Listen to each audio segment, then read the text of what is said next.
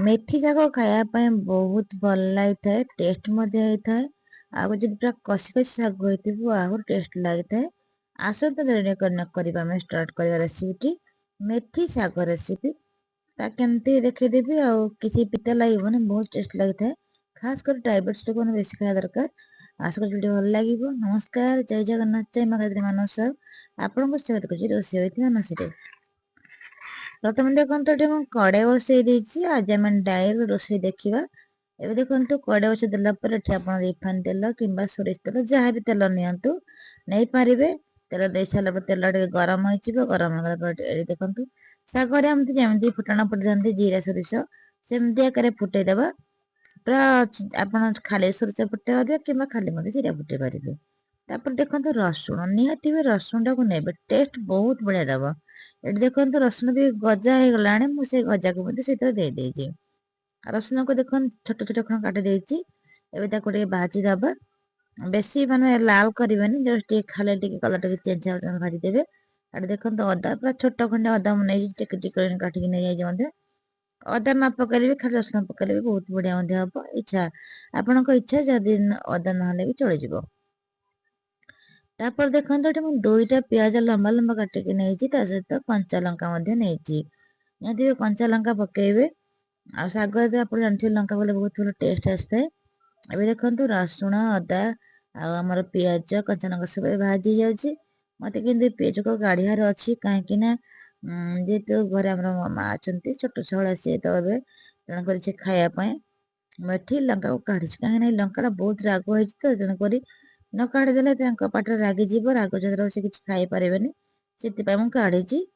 ଆପଣ ତାକୁ ସେମିତି ରଖିବେ। ଆପଣ ଚାହିଁଲେ ବି ଟିକେ ଅଧିକ ବି ଲଙ୍କା ପକେଇ ପାରିବେ। କିନ୍ତୁ ମୋ ଘରେ ଯେତେ ଛୋଟ ଛୁଆ ବୟସ୍କ ଲୋକ ଅଛନ୍ତି, ତେଣୁକରି ମୁଁ ଲଙ୍କାକୁ ସ୍କିପ୍ କରିଦେଇଛି। ଏଠି ଦେଖନ୍ତୁ ପରିବା ଆକାରରେ ମୁଁ ନେଇଛି ଗୋଟେ ମାତ୍ର ଆଳୁ ଆଉ ଗୋଟେ ବାଇଗଣ, 2ଟା ମଟର ମଞ୍ଜି ଥିଲା ମୁଁ ତାକୁ ମଧ୍ୟ ନେଇଛି। ଏଇ ସବୁ ଜିନିଷ ପକେଇକିନା କରନ୍ତୁ, ଦେଖିବେ କିଛି ଶାଗ ପିତା ଲାଗିବନି। ଏତେ ଟେଷ୍ଟ ଲାଗିବ, ନ ଖାଇଲେ ଲୋକ ମଧ୍ୟ ପେଟେ ଖାଇବ। ପୁରାପୁରି ମୁଁ ଗ୍ୟାରେଣ୍ଟି ସହ କହୁଛି, ସତ କଥା ଏଇଠି। ଆଉ ଆପଣ ମାନେ ଜାଣିଥିବେ ମୋ ଶାଗ କୋଉଠୁ ଆଣେ। ମୋ ଶାଗ କେତେବେଳେ ବଜାରରୁ ଆଣେନି। ଆଉ ଛାତରେ ମୁଁ ସବୁବେଳେ ଲଗେଇ ଦେଇଥାଏ ଶାଗ। ସେଇ ଶାଗକୁ ମୁଁ ଖାଇଥାଏ। ଆଉ 15 ଦିନ ଭିତରେ ଶାଗଟା ଆରାମସେ ହେଇଯିବ। ଆଉ ଖାଇଥାଏ। ଏବେ ଦେଖନ୍ତୁ ଏଇ ଶାଗକୁ ମୁଁ ଆଜି ଆଣି ପକେଇଛି। ଆଣିଲା ପରେ ପୁଣି ତାକୁ କଷିକି ସେ ଗୋଟେ ଚାମଚ ମେଥି ବୁଣିଦେଲେ ଆରାମସେ ମୋର ଗୋଟେ ଦିନ ପାଇଁ ମୋ ଶାଗ ବାହାରି ପଡେ। ଏବେ ଦେଖନ୍ତୁ ପକେଇଦେଲେ ଟମାଟୋ ଗୋଟେ ପକେଇଦେଲେ, ଟିକେ ହଳଦୀ ଗୁଣ୍ଡ ପକେଇଦେଲେ।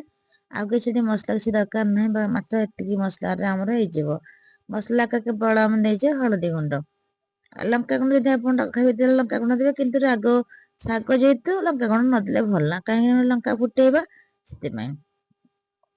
ଏବେ ଦେଖନ୍ତୁ ସବୁ ଜିନିଷ ମିକ୍ସ ହେଇଗଲା ପରେ, ଆଉ ଯୋଉ ପିଆଜ ମଞ୍ଜି ଦେଖନ୍ତୁ ପାଚି ନଥିଲା ଭଲ ବି ସେ ମତେ ପାଚିଗଲା, ଏଥିରେ ଭାଜି ହେଇଗଲା। ସବୁ ଜିନିଷକୁ ଟିକେ ଘୋଡେଇ ଘୋଡେଇ ଭାଜି ଦେବେ, ପରିବା ଟିକେ ଯେମିତି ସିଝିଯିବ। ଏଠି ତ ପରିବା ଆକାର କେବଳ ଆମେ ଗୋଟେ ଆଳୁ ଗୋଟେ ବାଇଗଣ ନେଇଛେ, ଛୋଟ ଟମାଟୋ ଗୋଟେ ନେଇଛେ, ଆଉ 2ଟା ମଟର ମଞ୍ଜି ଥିଲା ତାକୁ ନେଇଛେ। ଏଇ ସବୁ ଜିନିଷ ପକେଇକି କରିଦେ, ଶାଗଟା ବହୁତ ଭଲ ଟେଷ୍ଟ ଆସିଥାଏ। ଏବେ ଦେଖନ୍ତୁ ଶାଗ, ଆପଣ ଦେଖନ୍ତୁ ପୁରା ଶାଗ ପୁରା କଷି କଷି ଶାଗ, ପୁରା ଫ୍ରେଶ ଶାଗ। ମୁଁ ସାଙ୍ଗେ ସାଙ୍ଗେ ତାକୁ ଉପାଡିକି ଆଣିଥିଲି। ତେଲ ଛିଣ୍ଡେଇକି ଧୋଇ ଦେଇକି ଛାତ ଉପରେ ଆଣିଥିଲି। ଛାତରେ ଯେତେବେଳେ ଲଗେଇଛି ତା ଭିତରେ ମୁଁ କାଟି ମଧ୍ୟ ଦେଇଛି। ଆଉ ବି ଦେଖନ୍ତୁ ମୁଁ ଯେହେତୁ ପନିକିରେ କାଟେ, ତେଣୁକରି ମତେ ମଧ୍ୟରେ ଅସୁବିଧା ହୁଏ, ତେଣୁକରି ମୁଁ କାଟିବାଟା ଆପଣଙ୍କୁ ମୁଁ ଦେଖିନଥାଏ। ପୁରା ଛୋଟ ଛୋଟ କାଟିଦେଇଛି। ଦେଖନ୍ତୁ ପରିବା ସିଝି ସାରିଲାଣି। 80 ଭାଗ ପରିବା ସିଝି ସାରିଲାଣି। ଆଉ 20 ଭାଗ ପାଇଁ ଆମେ ଏଇ ବି ଶାଗ ଯେହେତୁ ପୁରା କଷି ଅଛି, ଖୁବ କମ ସମୟରେ ଶାଗ ମଧ୍ୟ ସିଝିଯିବ। ଯଦି ବୁଢା ଶାଗ ହେଇଥିବ ବିଲକୁଲ ସିଝିବନି। ଆପଣ ଯଦି ବଡ ବଡ ଗଛ ଶାଗ ଆଣିଛନ୍ତି ବଜାରରୁ, ତାହେଲେ ଖାଲି ପତ୍ରଟା ଖାଲି ଛିଣ୍ଡେଇ ଆଣିବେ। ଆଉ ତା ଯୋଉ ଚେର ଡାଙ୍ଗକୁ ପକେଇଦେବେ। ଭଲ ଲାଗିବନି ଖାଇବା ପାଇଁ, ପିତା ପିତା ଲାଗିବ, ଭଲ ଲାଗିବନି। ତେଣୁକରି ଆପଣ ଟିକେ ଚେଷ୍ଟା କରନ୍ତୁ। କିଛି ଆମ ଭଳିଆ ବି ଯଦି ବିଶ୍ୱାସ ନ ହଉଛି, ତାହେଲେ ଆପଣ ରିଲ ଦେଖି ଜାଣିପାରୁଥିବେ। ଫେସବୁକ ରେ କିମ୍ବା ୟୁଟ୍ୟୁବରେ ମଧ୍ୟ ବ୍ଲଗ ଦେଖିକି ଜାଣିପାରୁଥିବେ ଯେ ମୁଁ କେମିତି ମେଥି ବୁଣିଛି। ଆଉ ସେଇଥିରେ ମୋ ଶାଗଟା ଉତ୍ପନ୍ନ ହଉଛି, ଯାହା ଦ୍ଵାରା ଆମ ପରିବାର ପାଇଁ ହେଇପାରୁଛି।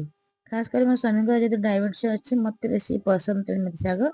ମୁଁ ସବୁବେଳେ ମେଥି ଶାଗ କରେ, ତାଙ୍କୁ ବି ମୁଁ ଅଧିକ ସବୁବେଳେ ଦେଇଥାଏ।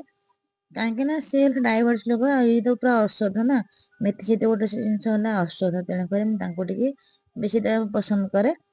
ଆଉ ତେଣୁକରି ଶାଗଟା ମେଣ୍ଟେଇବନି। ଅଳ୍ପ ଦେଖନ୍ତୁ କେତେ ଗୁଡେ ଶାଗ ଆପଣ ଦେଖିପାରୁଥିଲେ। ପରିବା ଦେଇକି ବି ସେ କେତିକି ଦେଖନ୍ତୁ ହେଇଯାଇଛି। ତେଣୁକରି ଯଦି 5 ଜଣ ଆମେ ଖାଇବା କେତିକି କେତିକି ଭାଗ ପଡ଼ିବ, ସେଥିପାଇଁ ଟିକେ ଏସବୁ ଜିନିଷ ପକେଇଲେ ପିତା ଲାଗିବନି, ତା ସହିତ ଟିକେ ପରିବାର ଲୋକ ମଧ୍ୟ ଅଧିକ କରିକି ଖାଇପାରିବେ। ଆପଣ ଯଦି ଏସବୁ ଜିନିଷ ବାଇଗଣ ପସନ୍ଦ ନୁହେଁ, ତାହେଲେ ଆପଣ ବି ବାଇଗଣ ଯାକ ସ୍କିପ୍ କରିଦେବେ। ଯଦି ଆଳୁ ପସନ୍ଦ ନୁହେଁ, କିନ୍ତୁ ନିହାତି ଭାବେ ଗୋଟେ ପକେଇବା ଦରକାର, ଆଳୁ କିମ୍ବା ମଟର ପକେଇକିନା କରି ବହୁତ ଭଲ ଲାଗିବ। ଏବେ ଦେଖନ୍ତୁ ମୋର ଶାଗଟି ରେଡି ହେଇଗଲା। ଆଉ ଶାଗ ପକେଇଲେ 10 ମିନିଟ୍ ଭିତରେ ଶାଗ ରେଡି ହେଲା, ପୁରା କଷି ଶାଗ ଯେହେତୁ ହେଇଥିଲା। ଆଉ ଏବେ ତ ଗ୍ୟାସ୍ ଅଫ୍ କରିଦେବା, ଗରମ ଗରମ ଭାତ ସହିତ ଖାଇବା, ସହିତ ମଧ୍ୟ ଖାଇପାରିବେ। କିନ୍ତୁ ଖାଲି ରୁଟି ସହିତ ଖାଇ ହବନି। ଦେଖନ୍ତୁ ସେ ମୁଁ ଆଜି ପାଣି କିଛି ଦେଇନି, କାହିଁକି ନା କଷି ଶାଗ ସାଙ୍ଗେ ସାଙ୍ଗେ ଧୋଇକି ଯେହେତୁ ଆଣିଛି, ପାଣି ଟିକେ ଟିକେ ଥିଲା ସେଥିରେ ବାହାରିଗଲା, ଶାଗ ମଧ୍ୟ ସବୁ ସିଝିଗଲା। ଏବେ ଦେଖନ୍ତୁ ତାକୁ ଆମେ କାଢିବା, ଗୋଟେ ଗରମ ଗରମ ଭାତ ସହିତ ଖାଇବା, ବହୁତ ବଢିଆ ଲାଗିବ ଖାଇବା ପାଇଁ।